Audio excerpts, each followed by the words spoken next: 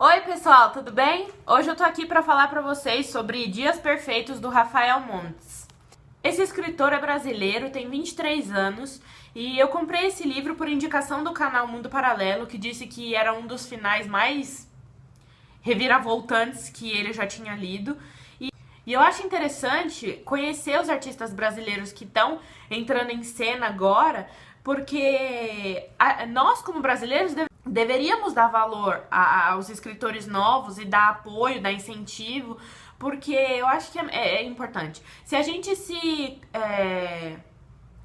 propõe a ler um livro que acabou de ser lançado nos Estados Unidos ou em qualquer outro país, por que não se propor a ler também os livros que foram lançados no Brasil? Afinal de contas, nossa literatura é ótima. Os escritores clássicos da nossa literatura são lidos em mais de 50 países. Então, a gente tem que dar essa abertura pro nosso povo também. O problema é que às vezes vai aparecer coisas ruins aí no meio. Como em qualquer outra.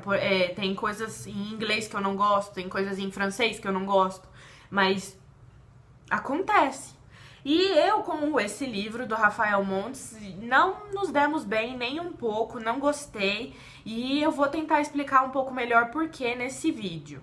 Primeiro eu gostaria que vocês entendessem que eu não sou nenhuma crítica literária, sabe? Estou fazendo esse vídeo inocentemente para dizer a minha opinião sobre o livro. Eu acho que assim, qualquer pessoa que lê um livro tem direito a dar opinião sobre esse livro, quem quer que seja, porque uma pessoa que sabe ler já está apta a ler e ter uma opinião sobre qualquer coisa que ela lê. Desde o vidro de shampoo, da bula de remédio, até Dostoiévski. Então assim, não é meu trabalho aqui ofender ninguém, nem falar mal de ninguém, não atingir ninguém pessoalmente, mas falar sobre o livro que eu li, do qual eu não gostei. Tá bom? Então eu quero que vocês entendam isso primeiramente, por favor.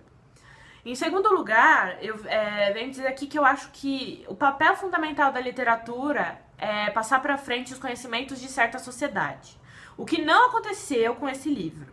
Esse livro trata da história do Theo, um menino que é estudante de medicina, e ele tem aula de anatomia e ele tem um cadáver lá específico para ele, qual que ele deu o nome de Gertrudes. Eu acho que essa parte da história teria que ter sido muito mais bem explorada do que ela foi. A Gertrudes aparece lá no começo como cadáver que ele tá lá pesquisando, fazendo a aula dele, e depois nunca mais. E assim, seria uma coisa interessante a gente pensar sobre a relação entre um humano que está se formando em medicina para salvar vidas e um cadáver. Uma pessoa que já foi pessoa, né? Um ser humano que já foi uma pessoa e que agora está morta e está servindo de ensinamento para outra pessoa. O assunto não foi explorado. A Gertrudes aparece lá no começo e depois nunca mais. Mas a história mesmo desse livro é sobre o Theo se apaixonando por uma menina. Então um dia ele sai com a mãe dele para ir num churrasco e ele encontra essa menina chamada Clarice. E ela é bonita, ela é simpática, ela se aproxima dele, ela é assim, toda... ela tem domínio, controle da situação. Ela é uma pessoa assim, aberta, conversa bem, fala bem, é simpática. Então, acaba conquistando ele, né? E ele dá um jeito de arranjar o telefone dela. Aí depois ele liga pra ela, fingindo que é do IBGE. Faz um monte de pergunta pra saber onde ela estuda, o que ela faz, essas coisas. E aí depois ele vai e persegue ela na faculdade, persegue ela até em casa, persegue ela no Parque Formiga, até que ela vai num bar com os amigos e aí ela fica bêbada e ele encontra ela na rua caída e aí ele leva ela pra casa. Levou pra casa, descobriu onde ela mora, levou pra casa e deixa ela lá. No outro dia ele volta e vai mandar compra um presente pra ela, que é um livro da Clarice Lispector, porque ela disse que ela nunca tinha lido. A Clarice não é boba, ela percebeu que ele tava perseguindo ela, e aí ela abre o jogo pra ele e fala, olha, não quero nada com você, não estou gostando, não estou achando isso legal, quero que você pare. Aí ele dá uma livrada na cabeça dela e ela sai sangrando. Ela desmaia e ele enfia ela numa mala e leva ela pra um hotel fazenda no meio do nada. Isso nos primeiros 5 capítulos, ou seja, o quê? Isso aconteceu muito rápido. tudo muito rápido, mal explicada essa parte dele ser um psicopata louco, porque até então a gente achava que ele era uma pessoa normal, ele estava narrando a história dele, bacana. É uma pessoa totalmente concisa, assim, é tímida e tal, mas tá ali, sabe?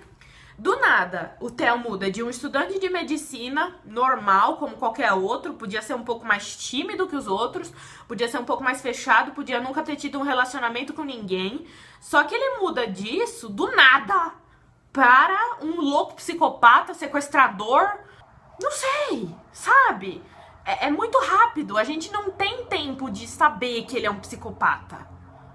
E aí começa, eles vão lá pra esse lugar, ele vai no sex shop, compra umas algemas, uns negócios pra manter ela presa e fica sedando ela o tempo inteiro, porque como ele é estudante de medicina, ele tem acesso a essas drogas, né, O que eu acho é que foi tudo muito mal explicado nessa história.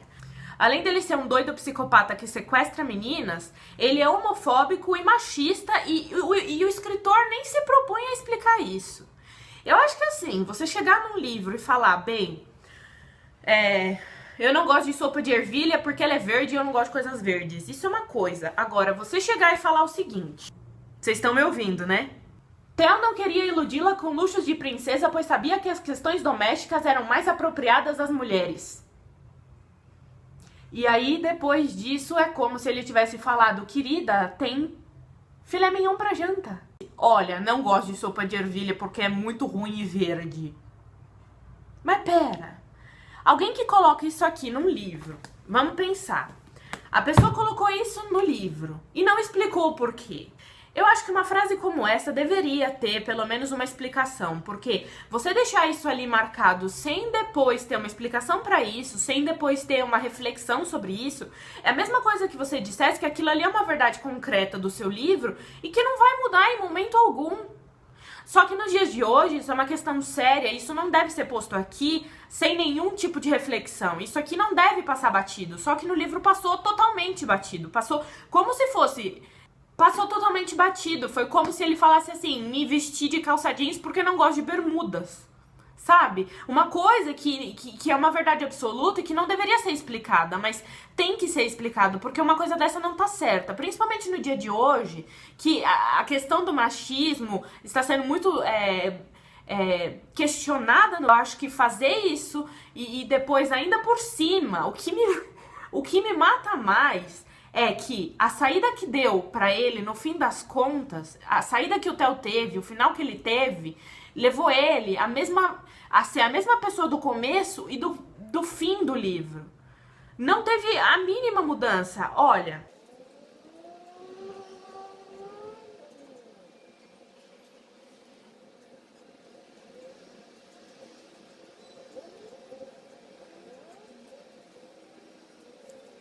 Não é só isso, a gente vê que tem um pouco de negligência na parte da escrita desse livro. Por quê? Porque no churrasco, por exemplo, a Clarice comenta que tava tomando gummy, que é uma bebida feita de sei lá o que com sei lá o que. Aí, páginas pra frente, ele fala que ele não lembra do nome da bebida. E páginas pra frente, ele lembra o nome da bebida, tanto que ele cita o nome da bebida. Então, assim, isso não poderia ter acontecido, porque ou o personagem esqueceu ou ele não esqueceu. Vamos entender uma coisa, o livro é narrado da terceira pessoa, só que é uma terceira pessoa parcial, porque ela só narra essa história do ponto de vista do Theo. Nunca ele sabe o que está acontecendo na cabeça da Clarice, nunca ele sabe o que está acontecendo na cabeça da mãe do Theo. Ele só sabe o que se passa, esse narrador, na cabeça do Theo e narra do ponto de vista do Theo. É uma terceira pessoa, mas é quase uma primeira pessoa. Então vamos lá, se ele esqueceu, depois ele lembrou, é porque a gente entendeu que se perderam ali. Na hora de passar as informações, o narrador se perdeu. E o narrador que eu tô falando é o escritor, porque uma coisa dessas não pode acontecer, entendeu? É uma coisa tão simples, é uma coisa tão... que não poderia ter acontecido. Eu acho, então, que houve uma negligência na hora de corrigir o livro e na hora de também das reflexões do livro. Porque como que a gente vai deixar algo tão importante como machismo e homofobia passarem batido no livro? E ainda pior porque, no fim, Eu não queria dar spoiler, mas assim, no fim ele ainda se safa. Então, o negócio é o seguinte, como que uma pessoa que se safa, no final de tudo, não tem o mínimo de redenção, não tem nada, e ainda podem falar que o livro é bom? O que eu acho é o seguinte, não tem como você escrever um livro sem deixar suas pegadas nesse livro.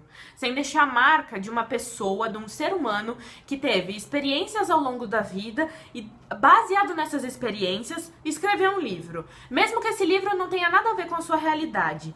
Então, assim, o problema central do porquê que eu não gostei do livro é que, primeiro, eu não senti que existia um autor por trás de tudo isso. E, segundo, que nas partes que eu senti que tinha um autor, eu senti que tinha uma pessoa ali que era machista e homofóbica. Se coisas como machismo e homofobia por parte do personagem principal passaram batidas na hora de ser escrito, eu fico pensando, será que isso passa batido também na vida do próprio autor do livro?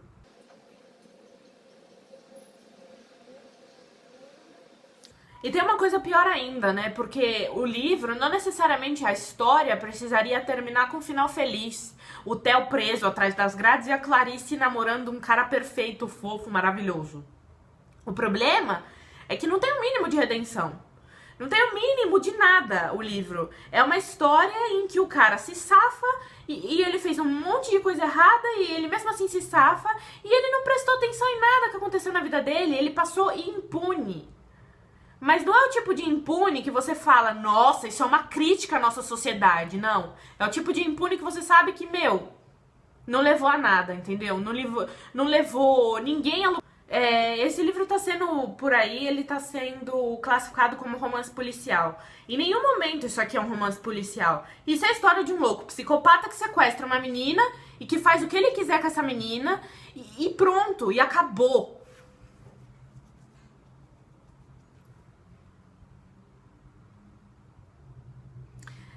Se alguém de vocês tem alguma coisa para me dizer, se algum de vocês pode me explicar como que isso aqui é um romance policial, me avisa. Porque realmente eu estou louca, interessadíssima em saber o porquê disso aqui ser um romance policial.